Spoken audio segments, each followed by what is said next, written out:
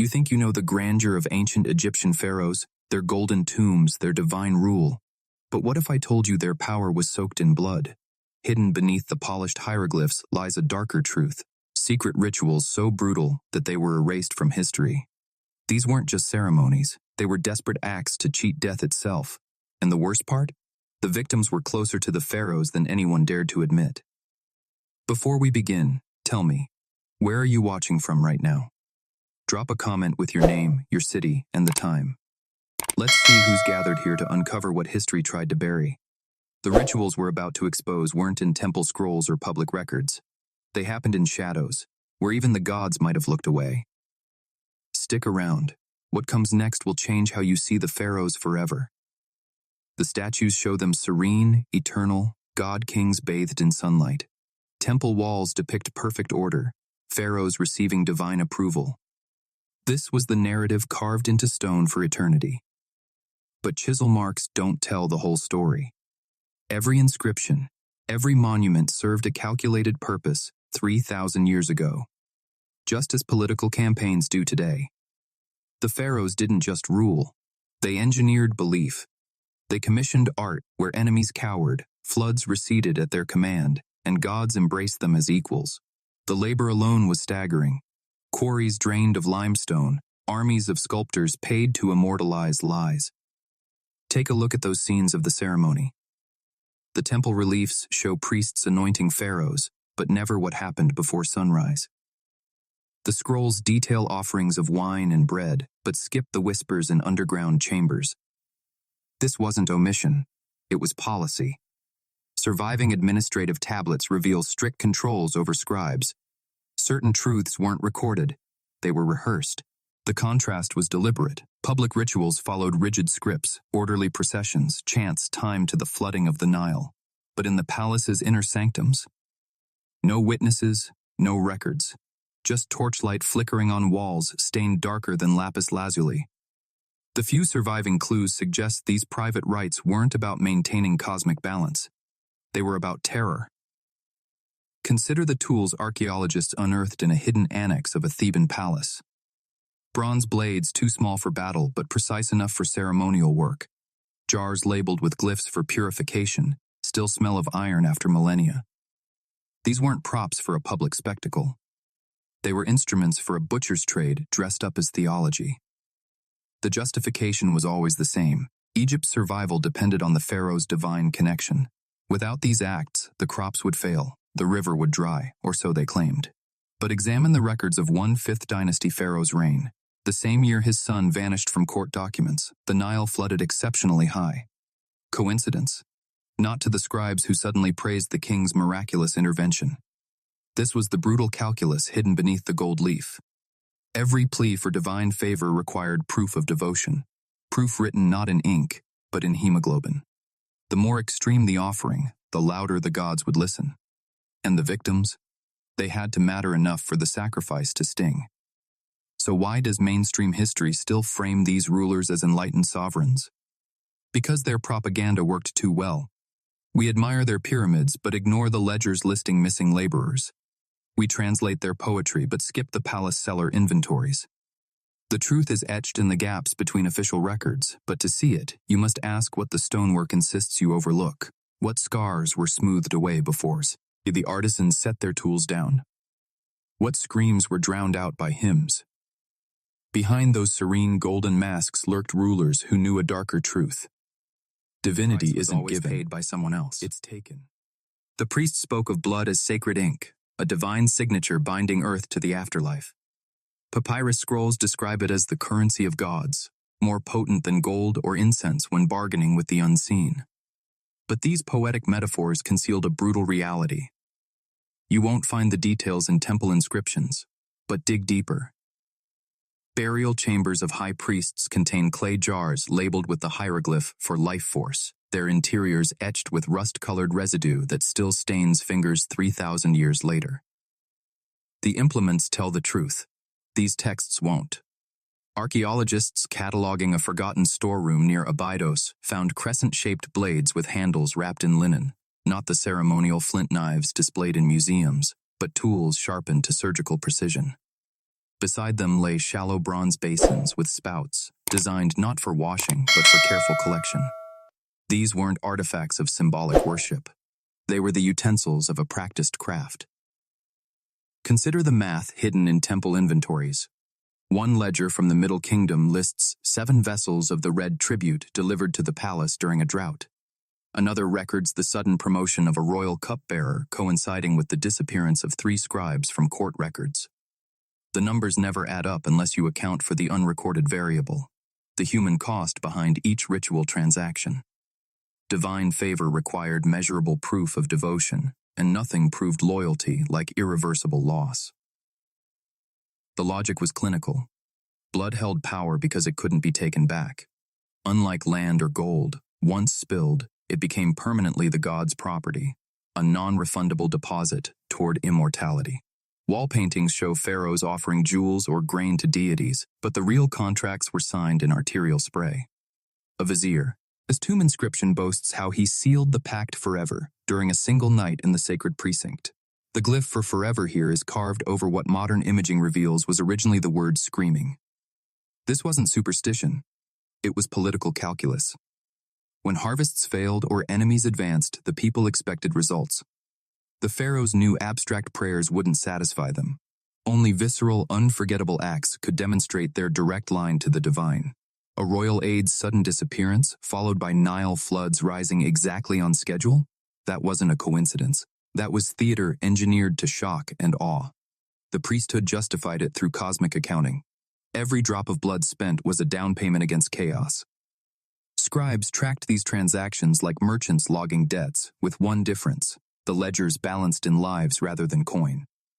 A recently decoded ostracon from Deir el-Medina lists 36 measures paid during a single pharaoh's coronation month. The unit of measurement matches the capacity of those bronze basins. Who supplied this crimson tribute? The records avoid names, only noting titles. The trusted, the keeper of secrets, even the beloved. These weren't captured enemies or criminals. They were people whose deaths would wound the living, because grief, like blood, was a form of energy the gods could taste.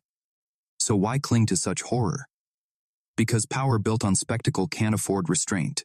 When your authority depends on being feared by mortals and favored by gods, half measures won't suffice. Each act had to surpass the last, escalating in brutality to maintain the illusion of control. Still, they took pains to hide the methods.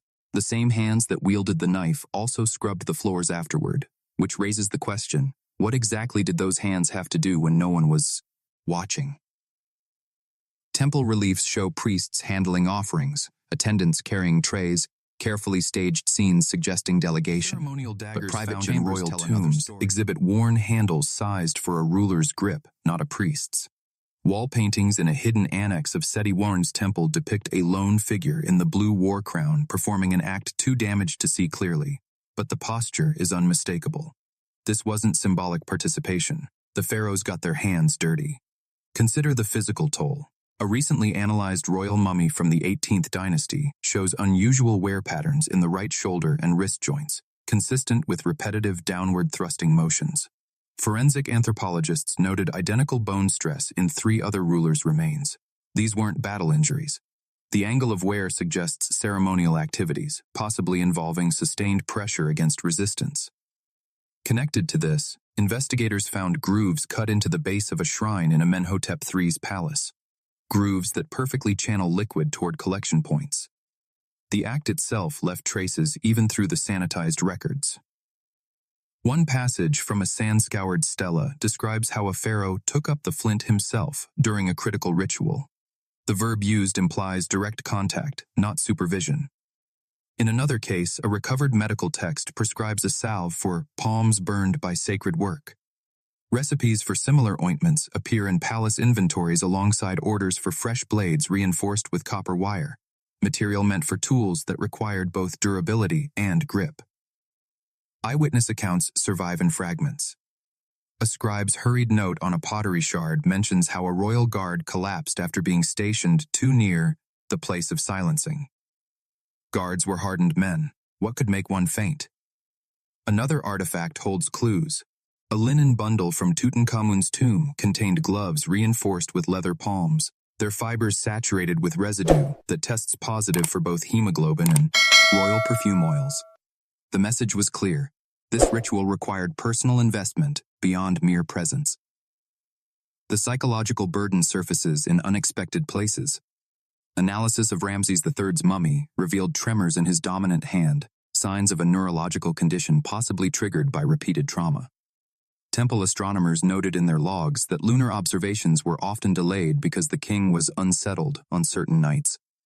These dates matched the festival calendar's most sensitive rites. Even the gods' demands took a toll. Wall paintings deliberately obscure details, but forensic lighting revealed what was painted over.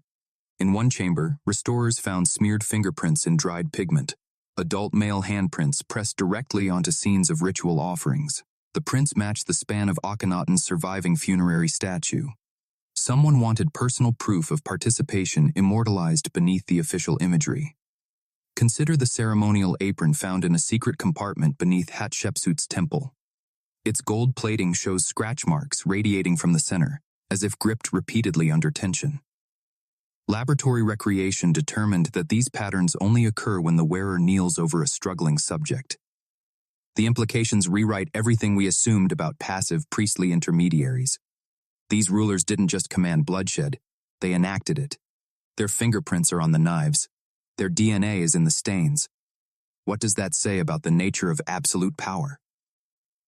The Book of the Dead promised eternal life to those who passed the weighing of the heart. But the pharaohs weren't content to wait for judgment. They manipulated the scales.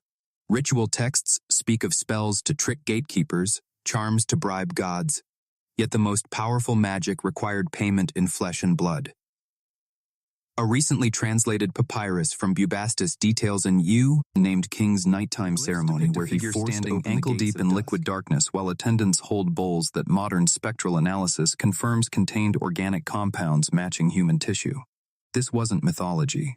It was a calculated attempt to hack the afterlife through shock therapy. The logic was perverse but consistent.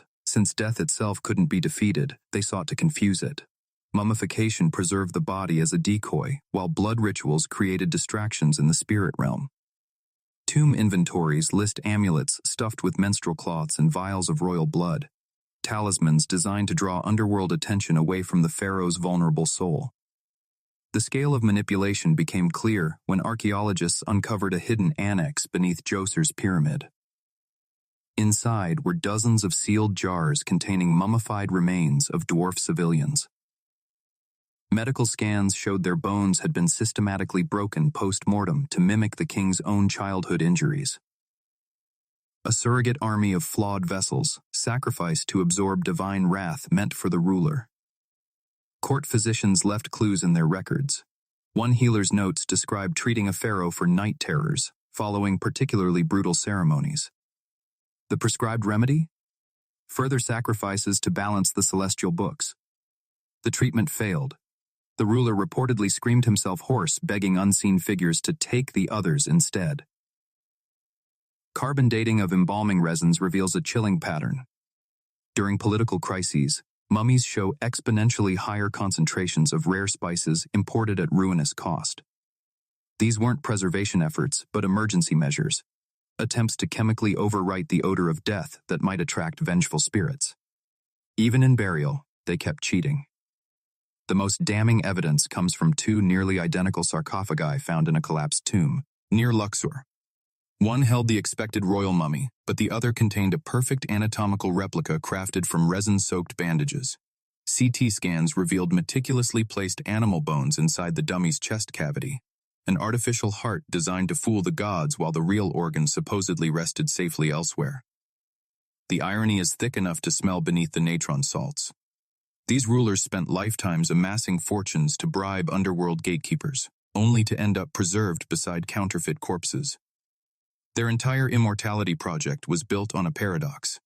The more violently they tried to control death, the more they became its prisoners.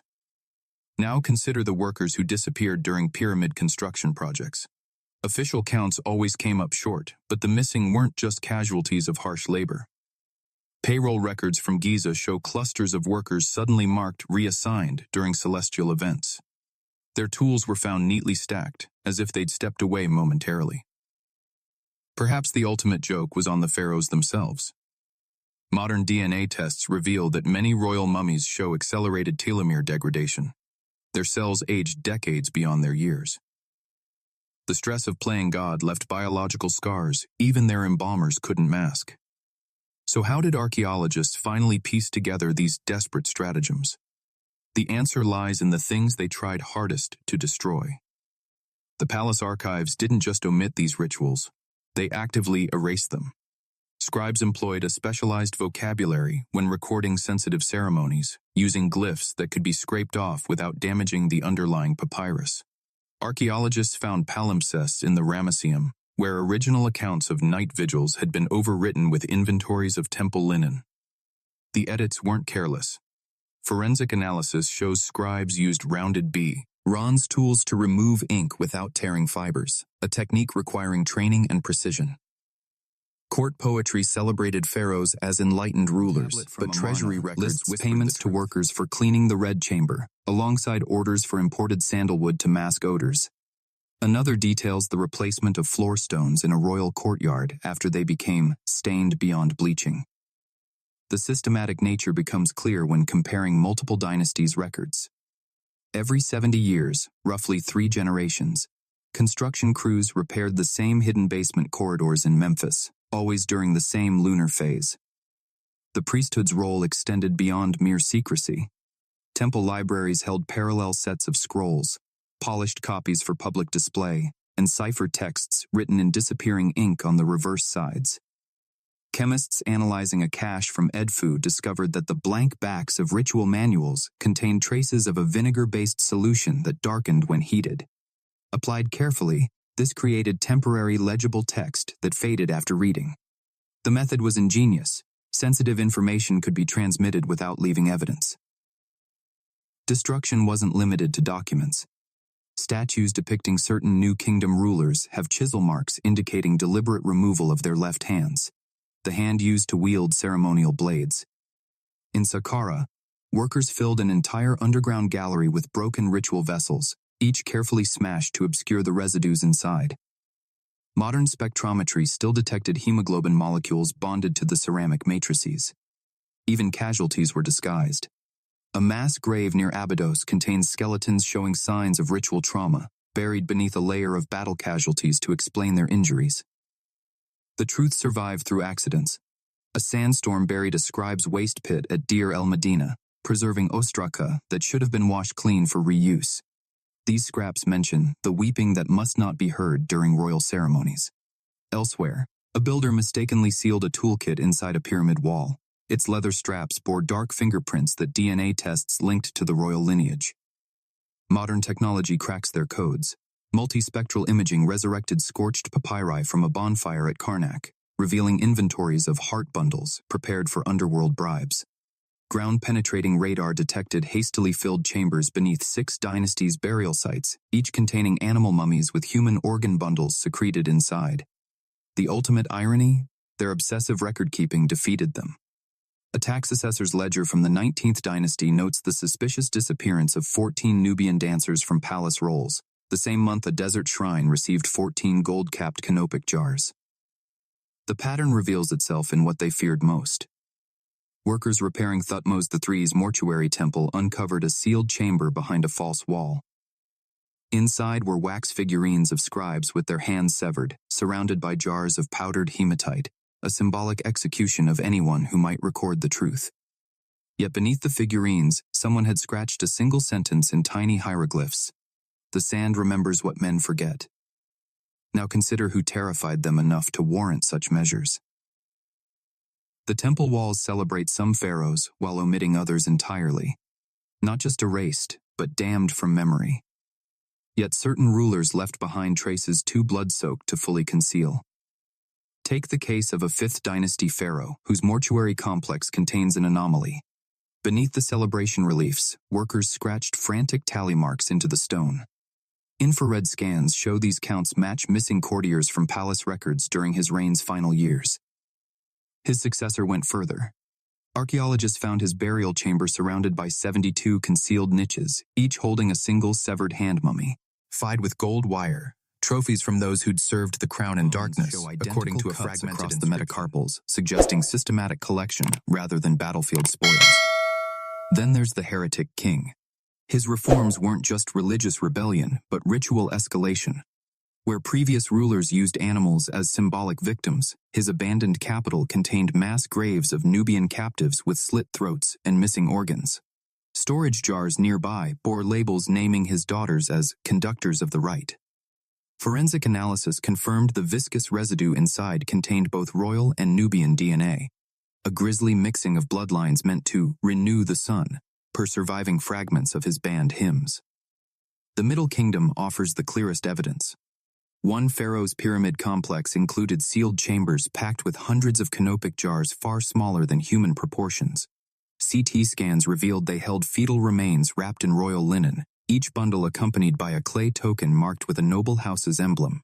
Census records from his reign show an inexplicable drop in noble women's fertility rates followed by sudden promotions for their families.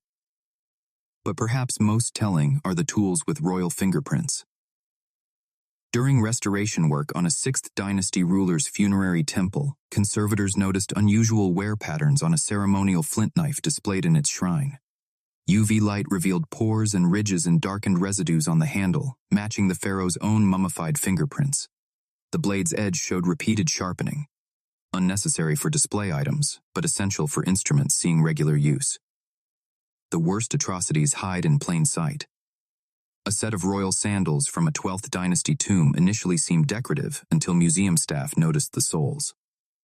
Microscopic analysis found embedded skin cells from multiple individuals compressed into the leather during use, likely from standing in fresh blood.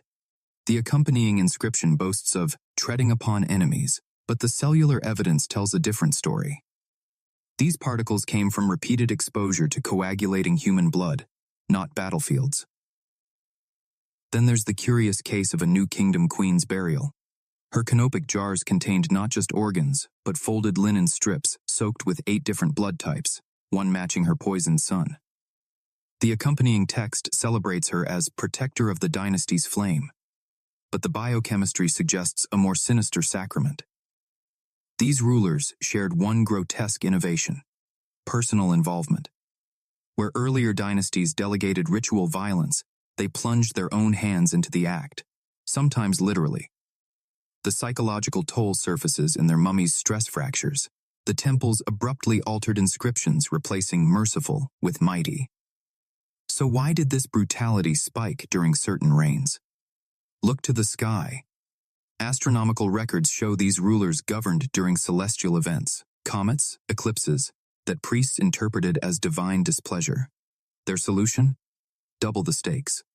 When gods seemed angry, they sacrificed not just bodies but relationships, trusted advisors, family members, the very people whose loyalty proved their power. The pattern reveals itself in what they couldn't erase: the whispers in workers' graffiti, the tools hidden but not destroyed, the mummies with clenched hands that embalmers couldn't relax. Some secret stain too deep to scrub away. Which raises the final question. If they did this to their closest allies, what horrors awaited declared enemies? The ritual texts speak of perfect offerings, but they never specify what made them perfect. Archaeology provides the answer: intimacy. Victims weren't chosen randomly. They were selected precisely because their deaths would wound the living. Temple Ark. Hives referenced the beloved of the house being summoned for ceremonies, then treating royals for self-inflicted wounds on their hands and arms after these events. Wounds that mirror those found on certain anonymous mummies in palace annexes. Selection followed cruel logic. A vizier's tomb inscription brags about his daughter being chosen to light the way, accompanied by imagery of a procession into darkness. The same girl's skeleton was later found in an unmarked shaft, her bones showing signs of prolonged restraint. Forensic analysis determined she'd been kept alive for weeks prior, fed a diet heavy in henna and mandrake, substances known to enhance blood flow and induce delirium. This wasn't a sacrifice, it was orchestrated trauma designed to maximize spiritual energy extraction. The closer the victim's relationship to power, the more potent the offering. Scrolls from a Heliopolis storeroom list royal children being entrusted to the priests during crises, always coinciding with mass burials found near pyramid worker settlements. These graves contain adolescents wrapped in fine linen, their chest cavities packed with natron-soaked flowers, a treatment typically reserved for royalty. Some still wear golden bracelets inscribed Protector of the Father. The mechanics become clear when examining ritual spaces. A hidden chamber beneath a 5th Dynasty temple contains stone slabs with carved depressions shaped like human silhouettes, not flat altars, but negative molds. Residue analysis shows these hollows once held living subjects in restraint. The surrounding walls bear spray patterns consistent with arterial projection from a standing position. This was no quick throat slitting. The victims saw what was coming. Administrative records reveal the cold calculus behind these choices. A ledger from a Middle Kingdom palace lists rewards given to families of sacrificed courtiers, their promotions and lull, and grants stamped with the same date as their relatives' disappearance. One account notes a particularly generous allocation given to a general whose twin sons both entered palace service, never to be mentioned again. The payment? Command of an entire nome. The emotional toll surfaces in forbidden artifacts. Archaeologists found a stash of amulets hidden beneath a Memphis throne room's flooring, ordinary protective charms fused with human hair and tooth fragments. DNA tests matched these to several known royal bloodlines. Each charm bore inscriptions begging forgiveness from specific gods for the necessary darkness. The handwriting analysis determined multiple pharaohs contributed to this hidden archive over centuries, a secret tradition of atonement. The ultimate proof lies in the bodies themselves. Recent CT scans of noble mummies show something unsettling. Many have internal organs replaced not with linen packs, but with ritually prepared animal remains. Calves' livers soaked in wine, rams' hearts pierced with gold wire. These weren't standard embalming practices. Pathology reports confirm the original organs were removed while the donors still lived, evidenced by healed incision marks on the corpses. The message was clear: even in death, substitutes wouldn't suffice. The real thing had to be taken violently. So why go this far? Because the Egyptians understood something fundamental about power. To convince others you speak for the gods, first, you must horrify yourself.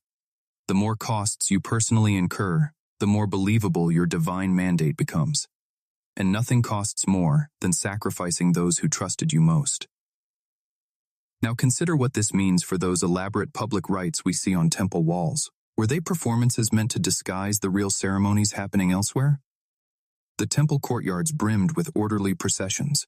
Prize. It's bearing alabaster jars of wine, rhythmic chants timed to harp strings. This was the spectacle Egyptians saw, choreographed ceremonies where nothing spilled, flawless executions of tradition. But behind the inner sanctum's obsidian doors, chaos reigned. Compare two otherwise identical reliefs from Karnak. The public version shows Ramses II anointed by orderly priests. The archival copy, hidden beneath layers of plaster, depicts the same scene with key differences. The priests' robes are spattered, their faces strained. The holy water cascading over Ramses' hands flows crimson in this version. Laboratory analysis confirmed the pigment contains real hemoglobin. The deception extended to timing. Public ceremonies coincided neatly with Nile flooding seasons. Daylight rites performed when crowds gathered. But the temple duty rosters list nighttime vigils, requiring triple the usual guards. Excavations at Medinet Habu uncovered underground staging areas with drainage grooves leading to the river, gutters designed to flush evidence before dawn. Consider the tools. Museum displays showcase polished ritual blades used in public ceremonies. But dig through palace storerooms and you'll find another category entirely. Serrated bronze sickles with reinforced hilts, their edges nicked from striking bone. These weren't symbolic instruments. They were butcher's tools disguised as sacred objects. The personnel lists tell the same story. Public inscriptions name graceful temple dancers as key participants. Scrolls from the palace infirmary tell another tale. Muscle-bound attendants hired specifically for restraint work, their pay tripled during festival months. Skeleton remains found near Abydos show these men suffered unusual spinal damage consistent with wrestling and thrashing subjects. Even the acoustics were engineered. While public hymns echoed across open courtyards, the hidden chambers featured soundproofing, layers of linen stuffed between stone blocks, precisely where screams would reverberate. Engineers recently tested a reconstructed ritual space and found that conversations at normal volumes became inaudible just 3 feet beyond the doors. The contrast sharpens when examining ritual garb. Public robes were bleached white, designed to catch the sun. But stained fragments from Gurub reveal matching sets dyed deep purple, a color that wouldn't show fresh bloodstains. Some still reek of thyme and coriander, herbs used to mask metallic odors. Administrative records prove this duality was policy. A vizier's memorandum orders separate accounting for outer temple and inner temple expenses. The former lists incense and linen. The latter includes line items for lye, sand abrasives, and night soil removers, all supplies for cleaning up organic messes. Perhaps most chilling are the corrected wall paintings. Infrared imaging at Dendera revealed scenes where artists originally depicted priests holding struggling figures, later painted over with serene offering scenes. The brush strokes overlap dried splatter patterns forensic teams matched to arterial spray trajectories. This systematic deception served one purpose: maintaining the fiction of divine order. The bloody reality would have shattered the populace's faith. Because if the gods demanded such horror from their chosen representative, what might they ask of ordinary people? Now consider what this says about Egyptian cosmology. If even their ceremonies were built on lies, how desperate were their actual beliefs? The ancient Egyptians didn't fear death. They feared cosmic annihilation. Their creation myth described a fragile world perpetually on the brink of dissolving back into primordial chaos. Pharaohs weren't just rulers. They were the living bulwark against that darkness. Temple texts warn that should the king's rituals falter, the Nile would reverse course, stars Wu, Ting, LD fall, and Ra's solar bark would capsize in the underworld. Found star charts in hidden chambers tracking celestial movements alongside lists of executed prisoners, calculations showing more deaths during planetary alignments considered dangerous. The stakes fueled horrific solutions. During the reign of one Middle Kingdom pharaoh, workers dug a network of tunnels beneath Memphis filled with hundreds of bound skeletons. Each corpse had its mouth pried open with a bronze hook, forced to eternally swallow chaos so the ordered world above might survive. These weren't enemy soldiers. Isotope analysis revealed local origins, some with royal insignia tattoos indicating palace service. The more familiar the victim, the better they anchored the cosmic order. This explains the escalating brutality. A newly translated papyrus from the Ramesside period details how one king personally strangled 37 Nubian princes during a solar eclipse, each time to coincide with the moon blotting out specific stars. Court astronomers left annotations proving they calculated exact intervals between deaths to rebalance celestial spheres. The same document chillingly notes these victims were raised alongside royal children, creating bonds that made their sacrifice heavy enough to tip the scales. The darkest evidence comes from embalming receipts. During times of famine or plague, mummification records show unusual procedures: royal corpses injected with mercury solutions, their chest cavities packed with lead amulets. These weren't preservation techniques, but emergency counterweights against cosmic imbalance. One priest's diary entry describes watching a pharaoh consume still-warm organs from a sacrificed vizier, believing this would anchor the heart of the world. The ultimate terror emerges in their architecture. Certain pyramids contain hidden chambers with false sarcophagi positioned directly beneath load, bearing points, structural weak spots deliberately created and then stabilized via ritual. Builders left graffiti confessing they didn't understand the physics, only that collapse was inevitable unless the red mortar was applied at precise intervals. Core samples revealed this mortar contained hemoglobin from over a dozen donors per batch. Temple reliefs celebrating pharaohs as cosmic guardians omit one detail: the moment of actual intervention. But a vandalized wall in Abydos shows the missing scene: a king standing knee-deep in black water, holding severed hands upward as swirling darkness recedes backward. The accompanying inscription states these were the hands that once fed him, now given to push back the flood forever. The most disturbing realization? This worked. Reign after reign, Egypt survived droughts, invasions, and succession crises while neighboring civilizations collapsed. Their brutal logic held an awful truth. By convincing themselves the universe demanded atrocity, They created a system where atrocities generated perceived stability, which raises one final question. If the priesthood knew the truth, how many generations helped perpetuate this lie? The priests didn't just perform rituals, they engineered collective memory. Their temple titles tell the story: Keeper of Secrets, Opener of the Mouth, Master of What is Hidden. Each designation came with precise duties in maintaining the official cosmology while concealing its brutal mechanics. Excavated priestly handbooks from Abydos contain two distinct scripts: black ink for standard liturgy, faint red undertext detailing censorship protocols. One passage explicitly orders the alteration of any inscription describing liquid offerings to specify wine instead of blood. This was institutionalized knowledge control. The high priesthood operated a strict hierarchy where only initiates of the fourth grade or higher could access certain found at Dendera shows novice priests practicing handwriting by copying benign texts over scraped clean originals containing darker material. The abrasion patterns suggest they reused the same tablets repeatedly, methodically overwriting inconvenient truths.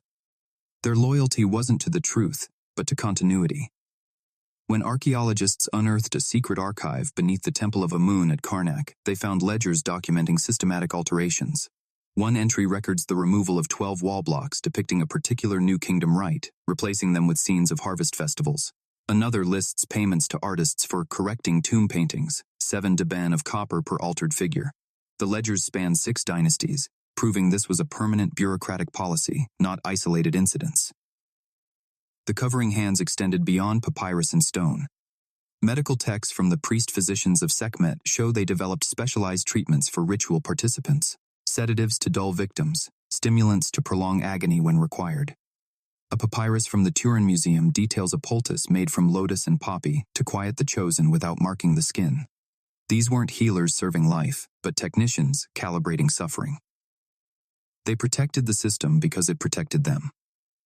Fragmentary salary records from Deir el-Medina reveal priestly compensation spiked during politically unstable periods. One payroll tablet shows a 300% increase for intercessory duties during a succession crisis. The same month, 17 royal cousins disappeared from court records. The priesthood didn't just enable these acts, they profited from them. Physical evidence confirms their direct involvement. In a hidden chamber of the Ptah temple, archaeologists found gloves stitched with gold wire, fingerprints inside matching a known high priest's mummy. Residue analysis detected hemoglobin and psychoactive compounds. These weren't ceremonial objects but working tools for hands-on participation. Nearby, excavators uncovered a stack of linen bandages with hastily scribbled labels, for the unremembered. The greatest danger wasn't exposure but dissonance.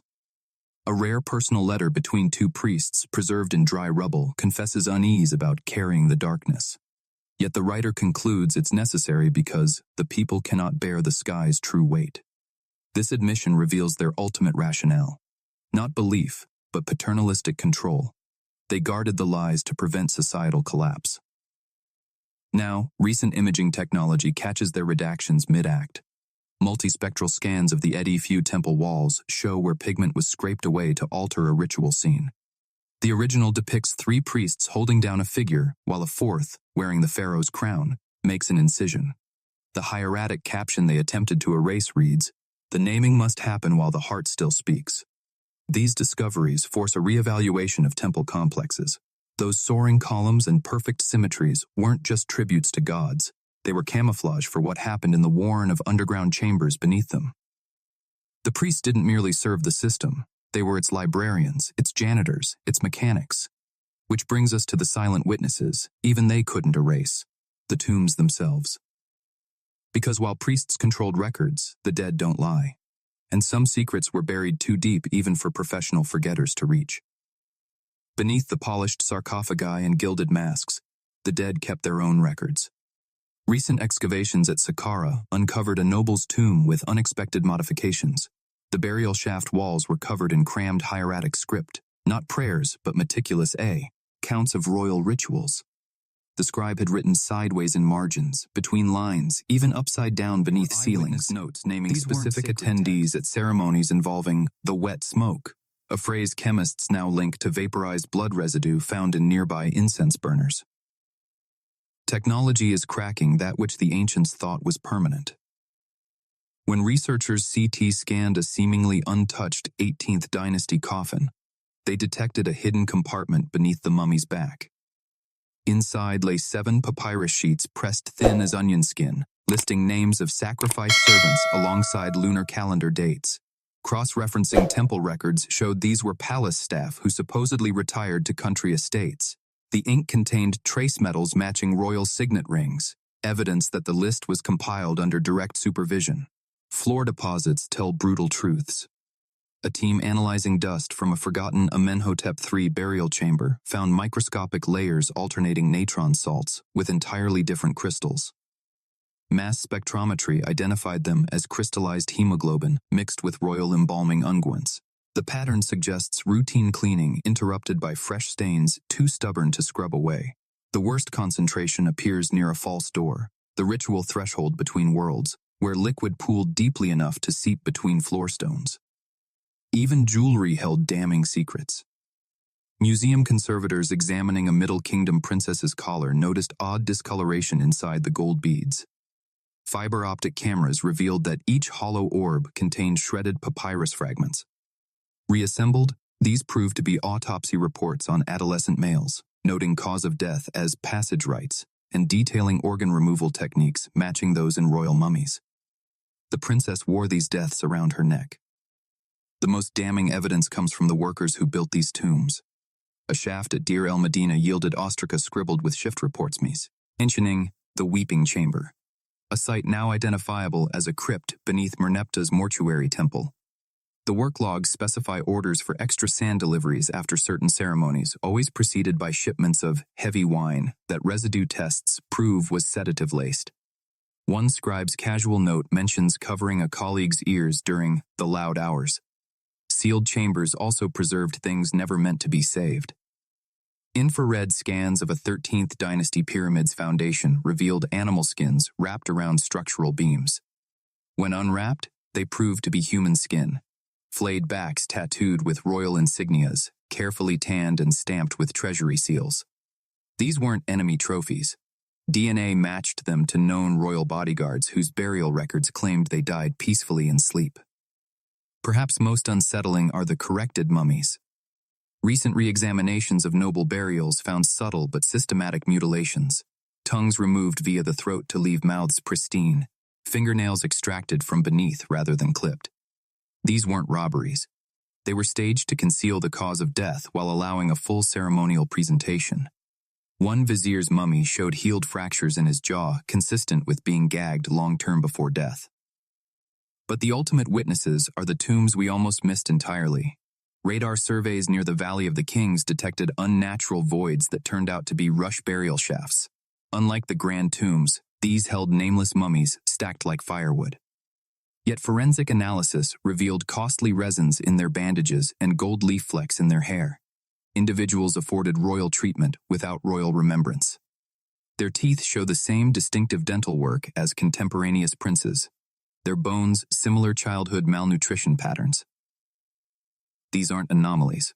They're counting. The more tombs open, the more these hidden ledgers surface. They tally the costs in the official records, erased. They named could alter temple walls. The dead buried their truths deeper.